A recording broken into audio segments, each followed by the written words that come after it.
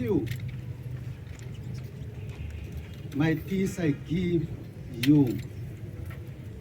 Today, our diocese celebrates the Diocesan Youth Day, even as many other dioceses are doing in our country.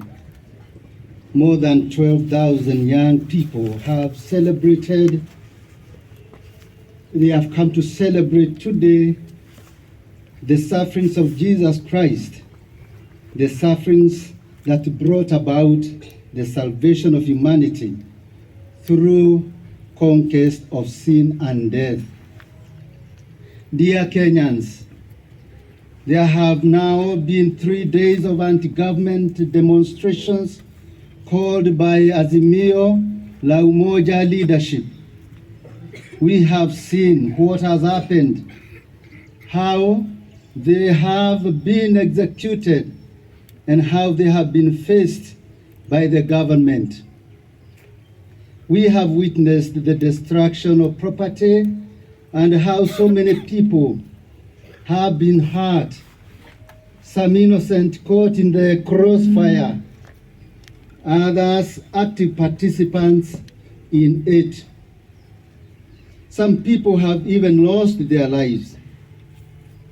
The attack on private properties of the former president and the Azimio leader is clearly a backlash, obviously meant to dissuade the former from what he is being accused of, rightly or wrongly, as his role in funding anti-government demonstrations. These demonstrations are unacceptable. At a time like this, when many families in our country cannot put 2 whole meals on the table because of the high cost of living, it is good to ask whether the achievements are worth the cost. Property loss, human injury, and death are too high a cost to be opted for, especially when there are alternative ways of making the same achievements.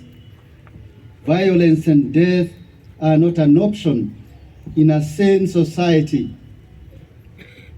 We are aware of the efforts to bring the warring parties together, first by religious leaders, then also by a high-ranking official of the United States who visited Kenya a few days ago. The fact that the warring parties have continued to hold their hardline stances, these efforts notwithstanding, makes many Kenyans feel a strong sense of hopelessness, and this is coming from our elected leaders and those who would have liked to be elected but were not. To start with, it is necessary that the government addresses the issues raised by the Azimio. Quite a portion of the crowds coming up for the demonstrations, to some extent, is due to the discontent caused by these issues. For the crowds, perception is as good as the truth, and the government should not continue to say that the issues are not true or correct. It is the responsibility of the government to feed its people and cater for other basic needs,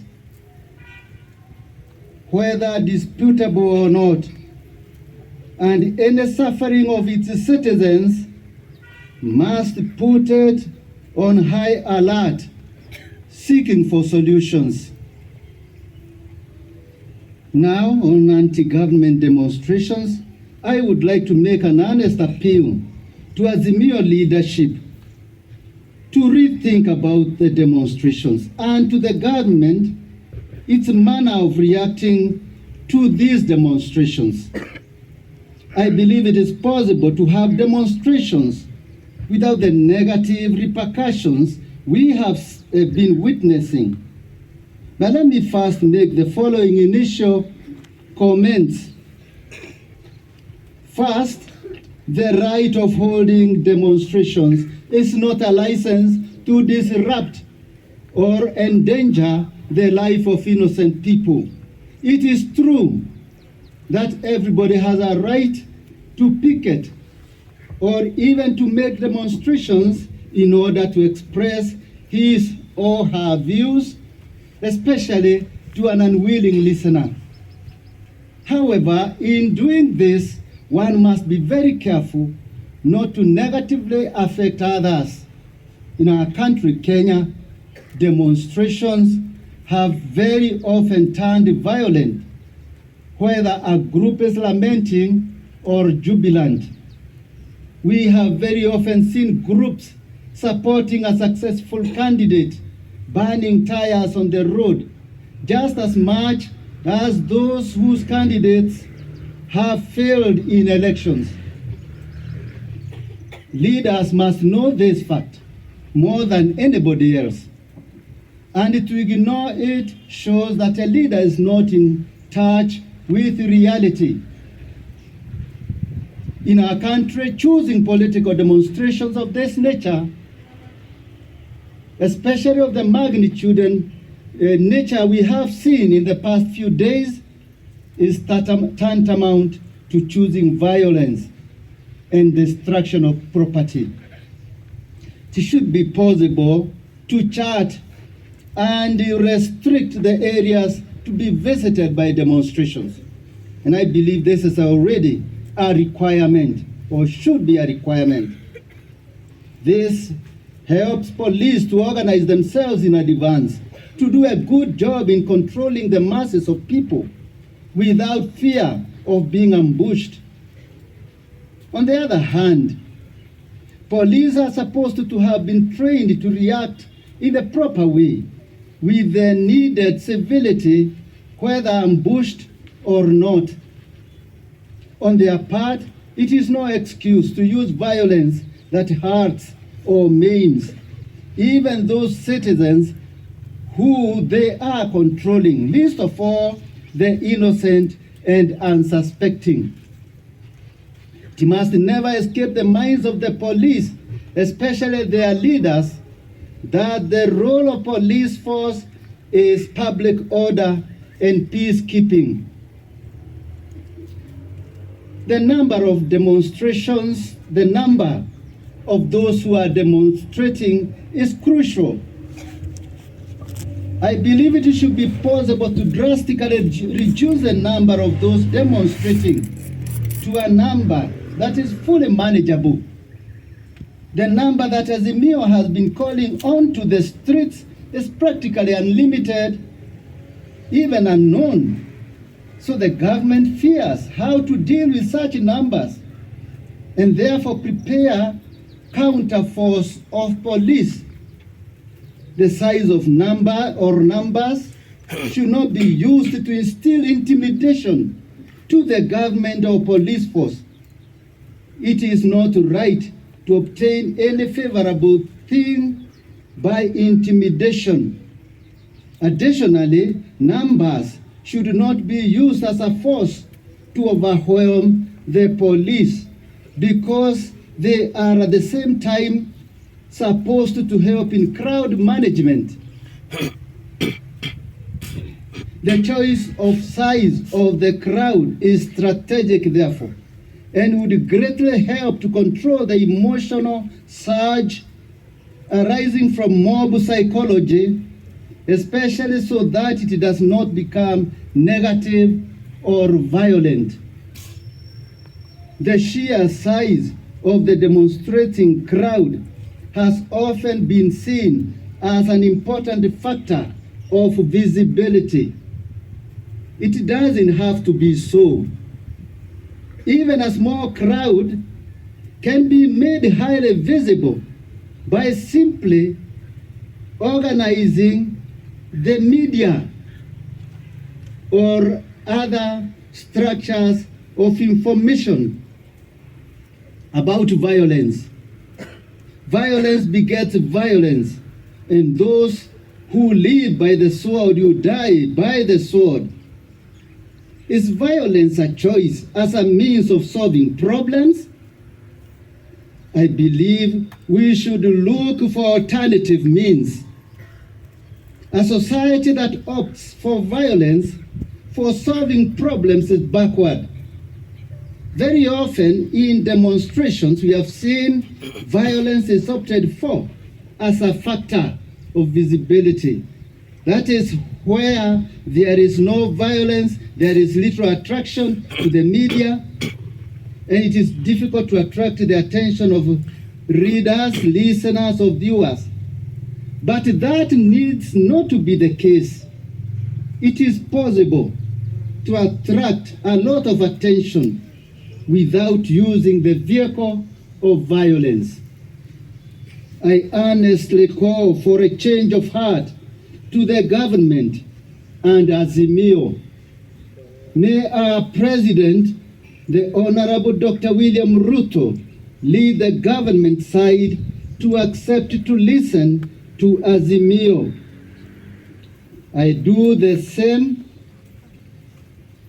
to the Honorable Raila Odinga, the Azimio leader, to call off the demonstrations and accept a round-table discussions with the government side.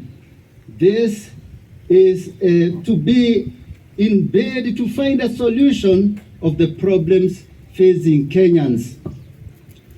Today we gather all these young people together to celebrate the passion of Christ. We want them to build a system of values that is based on Christ, who is the way, the truth, and the life.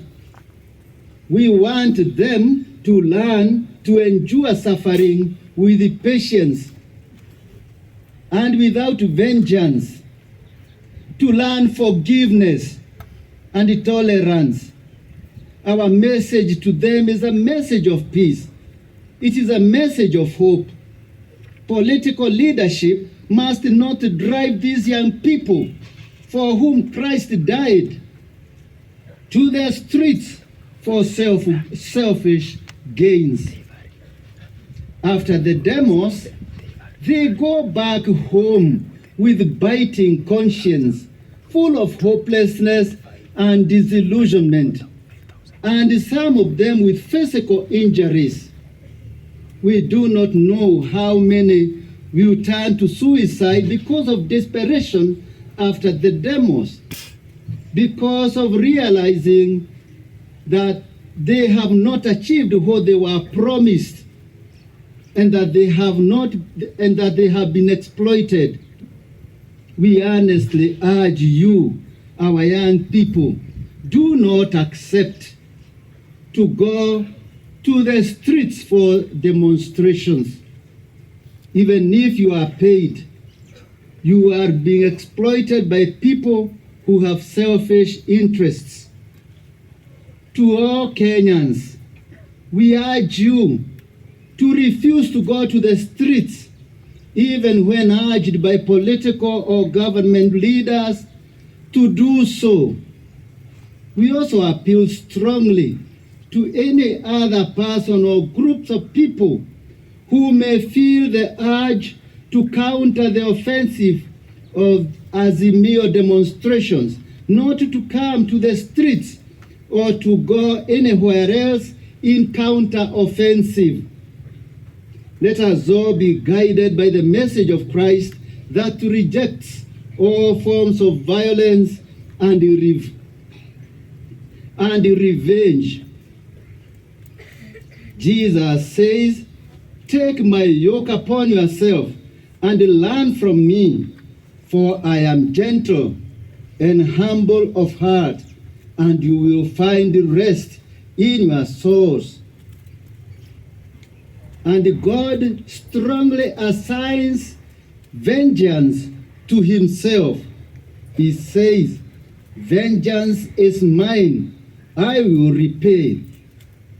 Nobody should take vengeance in his hands. We urge would be spectators to keep off the vicinity of the demons at all costs. Fellow Kenyans, God is greater than any leader, and we must obey God first rather than anybody else. As we look forward to the resurrection of the Lord, the message of peace must ring strongly in our minds. Peace I live with you, my peace I give you. Not as the world gives do I give to you. This is also a message of hope. Let us all look at life with hope, for the resurrection witnesses to the fact that life can come from death. Indeed, in Christ, darkness does not need to confound us. Poverty can lead to riches, and sickness can lead to healing. God bless you all, and have a blessed Holy Week and glorious Easter.